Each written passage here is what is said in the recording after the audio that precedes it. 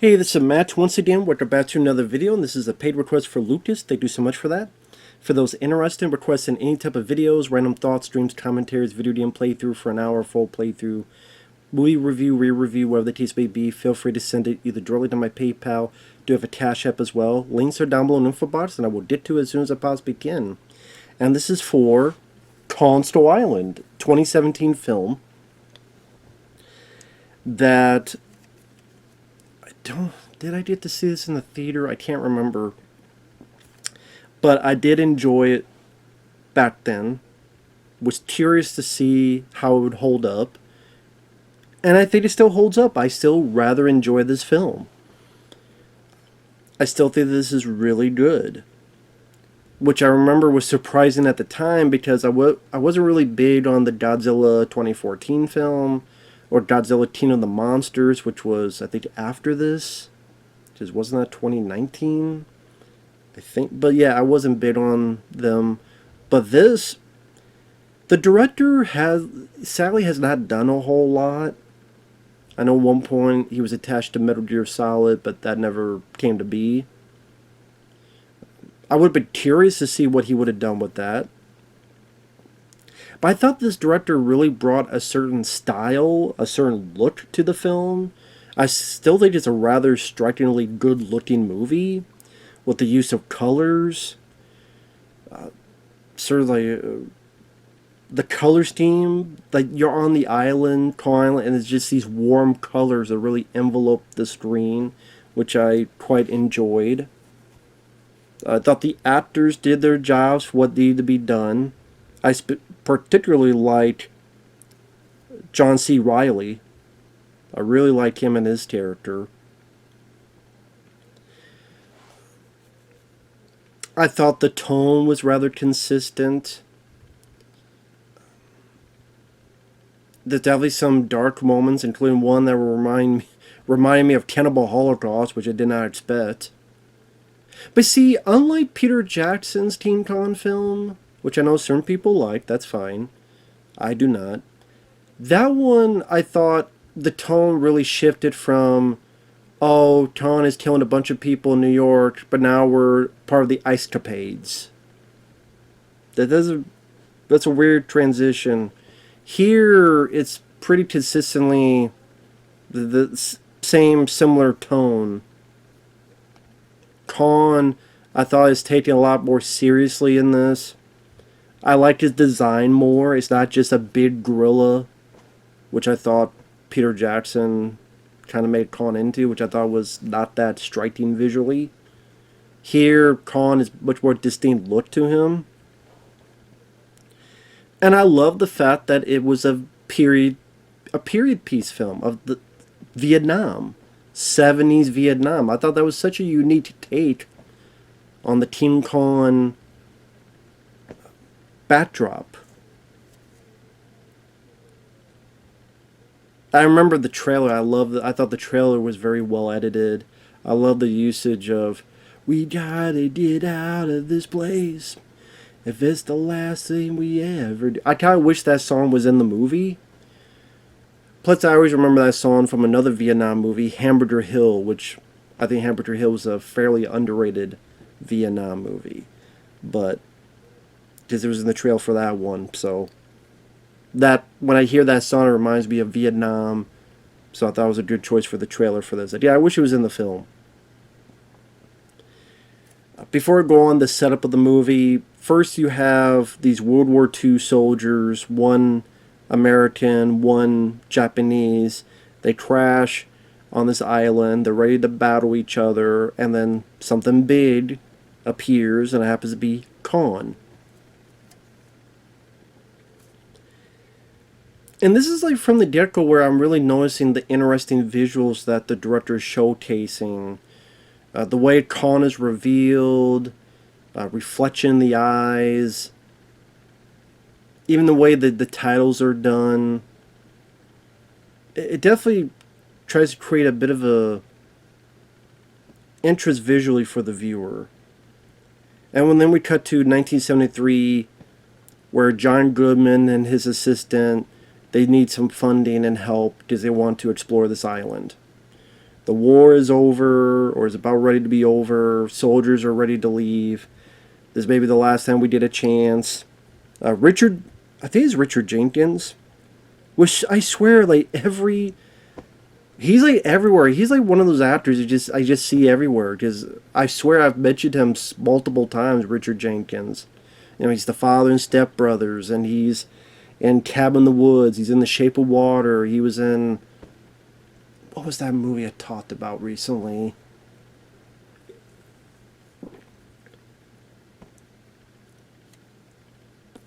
I cannot remember now, damn it. But he approves of it eventually. So John Goodman and his group are going to go with some soldiers. Before that, they need a tractor, and that's Tom Hiddleston, who was Loki in the Avengers. They did a photographer, which, yes, it's Brie Larson.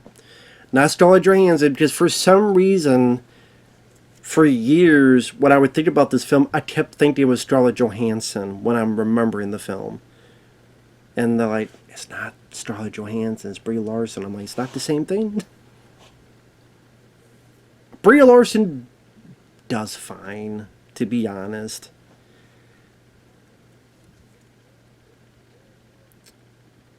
So Tom Hiddleston's the tractor, Brie Larson's the photographer. They deal with soldiers. Sam Jackson is the leader of the soldiers. Did you tell a little bit that he's bummed that they're leaving Vietnam? Because someone goes, you lost the war. We didn't lose the war. We just abandoned it. So you tell it's a bit of a stick in his craw. Then you have the other soldiers. Now the soldiers, we don't really get a lot about them. There's one, yeah, you don't really deal a whole lot about the soldiers. So that's one thing I could say is, I thought the actors did fine though. I thought all the actors who played the soldiers did fine. But if you're asking me to describe their characters, they don't really have a whole lot. One had a letter they wanted to get to his family. That's pretty much it. But they don't really have a whole lot to them. And even like Tom Hiddleston did fine, but I mean it was nothing special. Like it was just fine. I think to me, the MVP acting wise was John C. Reilly. I thought he was the most interesting character. The others were fine for what they needed to do with the story. They were more than serviceable, if that made sense. So I won't put Call Skull Island in my favorite films of all time, because I think the characters. It's not Tree Williams from Deep Rising. It's not Kevin Bacon, Fred Ward, those characters in Tremors. Which Tree Williams in Deep Rising, the characters in Tremors, those are great characters. I wouldn't say, I was the only great character to me in the film is John C. Reilly, but the others are serviceable. They do their jobs fine enough. And the movie goes at a good enough pace that really keeps the viewer going. And yeah, I like the backdrop of Vietnam. I like the usage of songs like White Rabbit, Black Sabbath, Paranoid, among other songs. That was cool to showcase in there. Again, I like the color scheme, like the warm colors. There's some really striking shots. I mean, hell, there's the shot when the helicopters, after a bit of some action, there's this bit where Khan rises and you see like the sun or such behind him, and you see the helicopters in front and the camera going towards Khan, and Khan's in the back and they're going towards him. It's such a striking image. Or the bit when you see the POV from inside the helicopter when Khan's grabbing it and turn around and looking at it. The fact that it's from the POV from inside the helicopter was a cool choice. I think the visual effects for the time worked rather well for 2017. The visual effects. I think certain visual impact that the director showcased. When the helicopters are around Khan, it does this 360 around Khan, and like the camera's going like from one helicopter to the other as Khan is looking around. Certain bits of slow mo, like there's a bit when the characters are in this graveyard, and this one guy has a flamethrower and he gets hit, and one thing causes an explosion, and one guy kind of flies back, and the director uses slow mo at that instance, so it's not an over usage of slow mo. And then the director, like, I could tell he cared. This wasn't just a paycheck movie. Again, it's a shame that this guy, I don't think he's done anything since, which is a shame. I don't know why either. I butcher his name. Jordan, I'll butcher his name.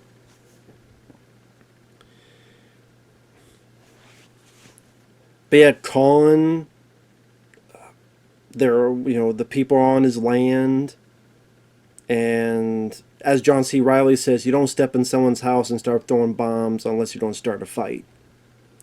And when you see and know the backstory where he's protecting these people, the villagers and natives, and the bombs are waking up the creatures down below, and he's like, what the hell's going on? Stop it. And then they're shooting at him. Yes, on the one hand, he is killing innocent people. And that was the thing I mentioned, the Peter Jackson one. He's killing innocent people, but then we're trying to make him a hero. That could be a bit of a tall order. At least they try to explain that he was, well, as they put it,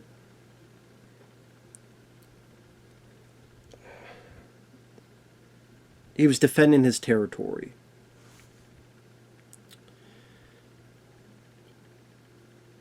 And then once that initial thing, he stopped doing it.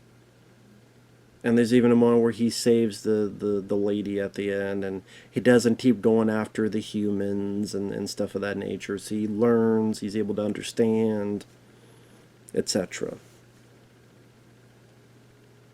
That he's there as a protector. There's even this cool looking design of this creature.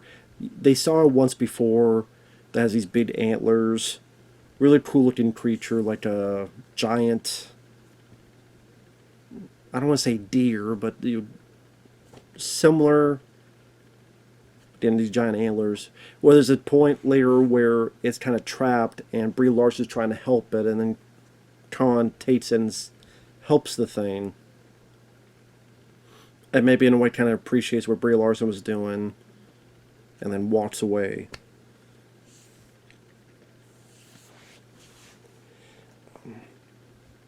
I like that a good chunk of the movie is in the daytime, which I know sounds weird to say, but compared to like Godzilla 2014, a lot of times it was shot at night, or same with Godzilla King of the Monsters, shot at night, or it's in the rain, and you barely see stuff.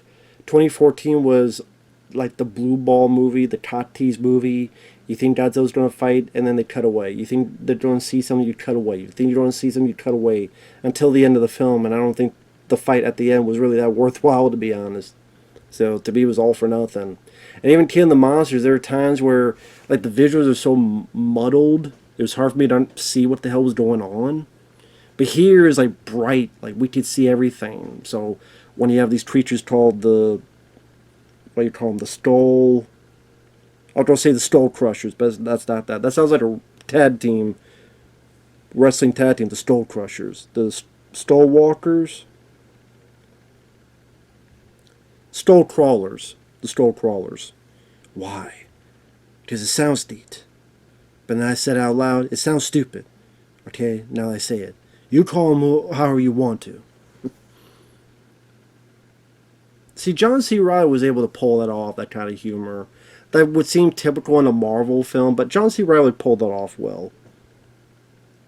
But yeah, there's a bit where Khan grabs a piece of tree and strips the branches off and uses it like a baseball bat.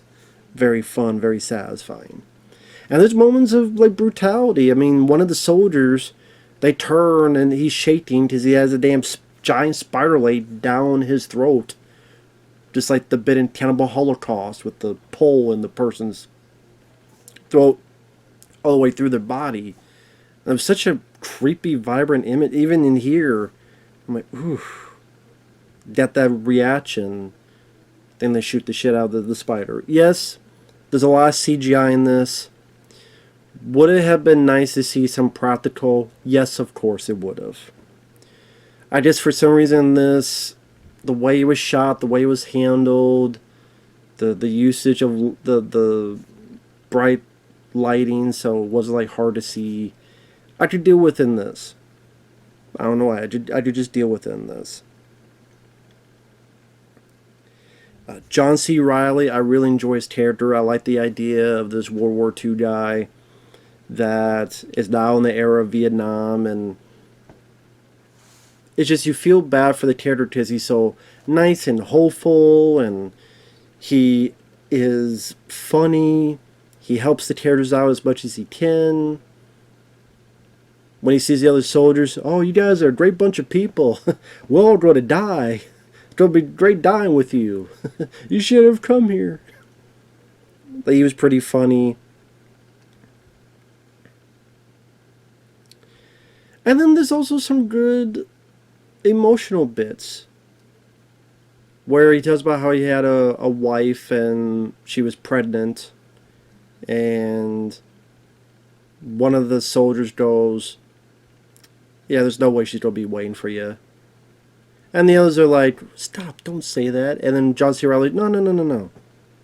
I don't expect him to be waiting at all. I just want one more chance to see him, that's all. Just one more chance to see him. So I thought that was nice. I mean, that was nice. He was being realistic, and he wasn't... the fact that he was able to understand and able to... It was very noble. It was a very noble way of thinking. Because not everybody would think that way. Even the bits where he thinks and tells about his old friend, the Japanese guy, they became friends. So there's a bit where the characters finally, for a chunk of the movie, they're split into two groups. They've separated. Sam Jackson and some soldiers are in one. Tom Hiddleston, Brie Larson, they're in another, and they're the ones who meet John C. Reilly. Eventually they meet up together, and then they find this graveyard. And there's a bit where John C. Reilly pulls out his sword and speaks Japanese as an ode to his friend. And again, I like John C. Reilly. I've always liked him. I mean, he was in Boogie Nights, Step Brothers, Talladega Nights. Always liked him. I do like when they're trying to explain him the Cold War, and then he's like, Cold War?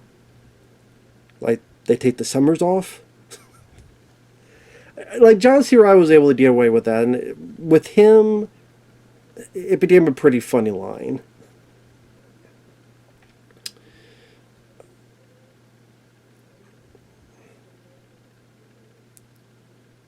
So again, on the human front, I thought like Tom Hiddleston.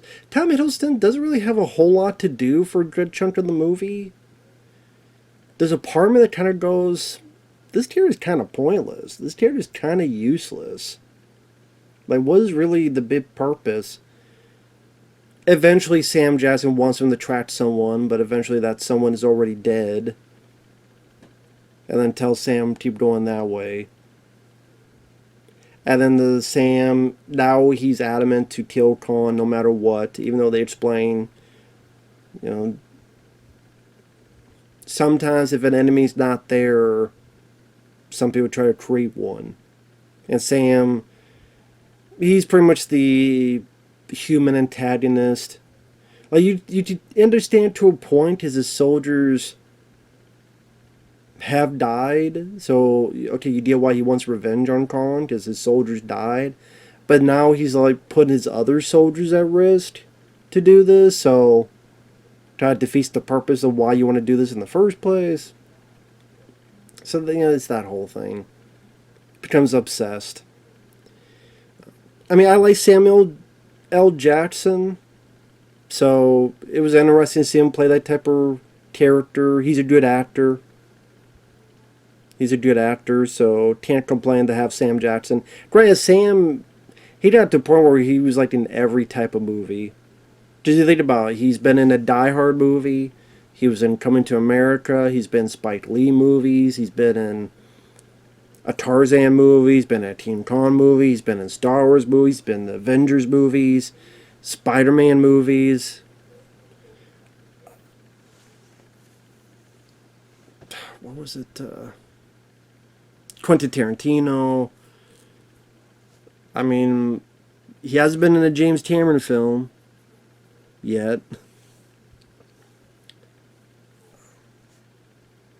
But yeah, he does get around. He gets used a lot.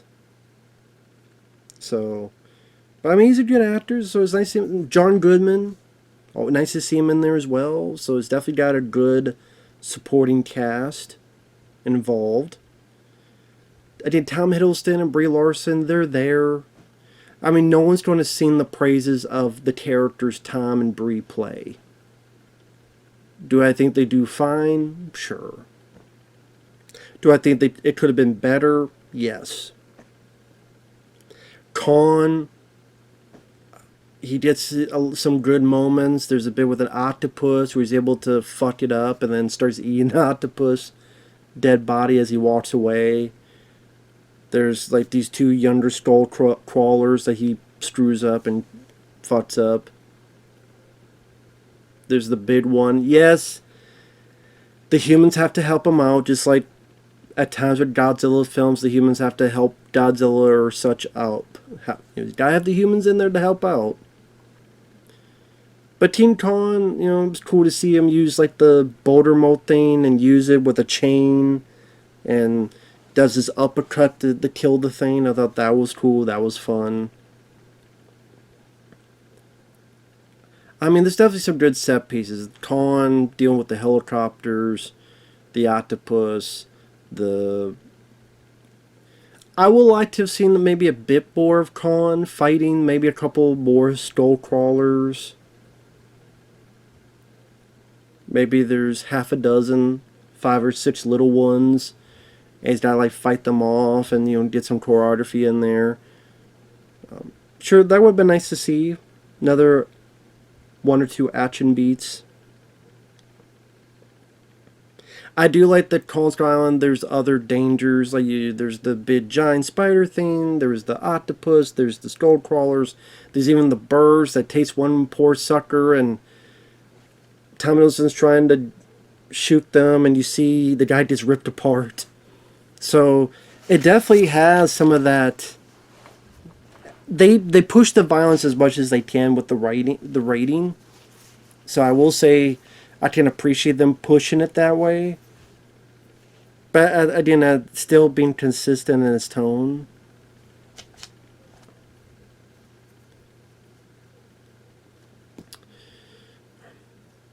Again, I think the director does have a good chunk of visual flair that he brings to it.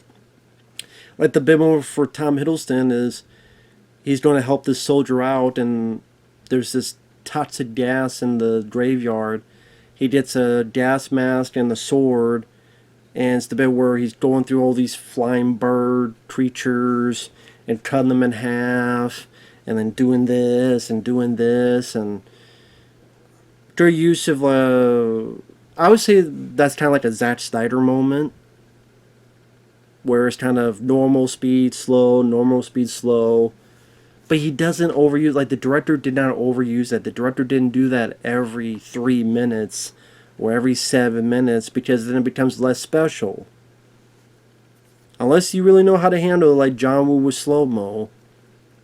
You have to really know how to use it if you want to use it consistently. Otherwise, use it sparingly so it becomes special and a memorable moment. So yeah, other than some of the human characters, I wish there's a little bit more, whether you want to call them a little bit more to the writing or maybe even different casting. Like I said, Tom Hiddleston, he's fine.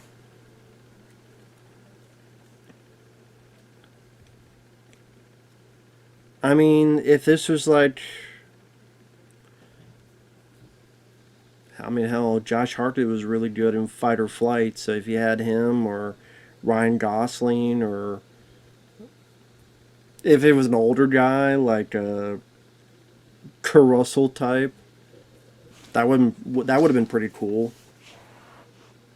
Which, of course, I say that because Kurt Russell did that. Remember that TV show Monarch that like nobody talked about? And it was like Kurt and then his son Wyatt. It was like two different time periods. Remember that Monarch? Which how many episodes did they even have? Because I never heard a single soul talk about that. Monarch Legacy of Monsters 2023, one season.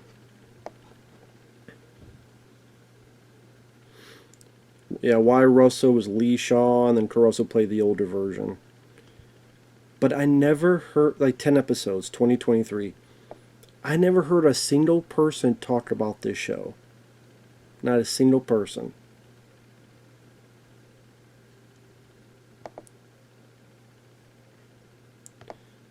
But yeah.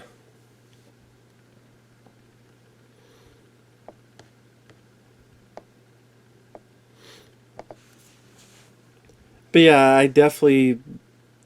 And also, it was better paced compared to Peter Jackson's King Kong, which was 3 hours or more. While this was about an hour and 40. What was it, the running time? I'm sorry, guys, I can't remember the exact running time.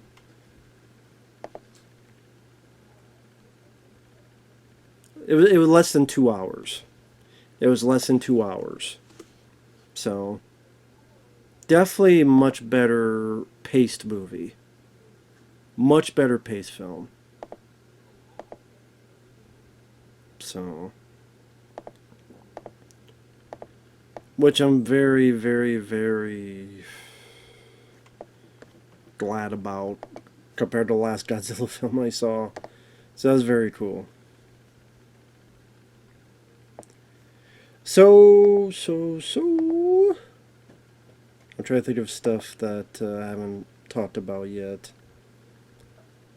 John C. Reilly. I liked the ending of the film for his character. I thought that was rather sweet. The way it ended, I thought it was kind of nice. Spoiler for a film from 2017. I like that, it ended simple. Him, kind of this old home video footage, they shot it in that style. He sees his kid growing up, sees his wife. I guess she did wait for him. They invite him in, and he's sitting down watching baseball with a bottle of beer and a hot dog, and sometimes it's the simple things that will get you through it. And that's all he wanted, the simplicity, and he's happy. And it was a nice bit that not every film does that. Deadpool, Wolverine, right? Blade. We know how popular Blade was? Did he get a last scene? No. You know what the hell happened to him? I guess he went back to where he was, I guess, but you don't know what the fuck happened to Blade. There's no last scene. Instead, they had to do some stupid joke about the Human Torch. Oh, he actually did say some stupid stuff. You know what? I think people would have liked to see more of, what happened to Blade? Anyway. So, not every film does that kind of stuff. So, that was cool to see a little bit of to finish that character story. In a nice way, in a happy way. So that was nice. Then Tom Hiddleston, Brie Larson, they're there. Sam and John Goodman, I thought they did fine with what they needed to do. The soldiers definitely could have used more to them, but I thought they worked for what they needed to do with the story. It went at a good pace. I never found it boring. The director really brought his A game for the visual flair of it. I like the look of the film, the color scheme, like I mentioned before. I kind of wish in the second half they used more 70s music. They used it in the first half, but they kind of go away from that. I kind of wish they used it more to still give that 70s vibe. And maybe even some 70s songs you don't get to hear a whole lot, but incorporate them in the second half of the film. I think that would have been nice to hear. Like I said, you hear more 70s songs at the beginning, not so much in the second half. So there'll be this nitpicks here and there, but overall, this was fun to revisit. This was fairly satisfying to rewatch again, so. Still... Sorry, that's the cat doing something outside. If you heard that. I really enjoyed the original King Kong from the 30s. This will probably still... This would be my favorite King Kong film. The 30s film is close, but this is still my favorite King Kong film. So I go Kong Skull Island, then the 30s one. Then I don't know after that, but... Yeah. Take that for you will. Thanks for watching. Take care. We'll see you guys later. Bye-bye for now.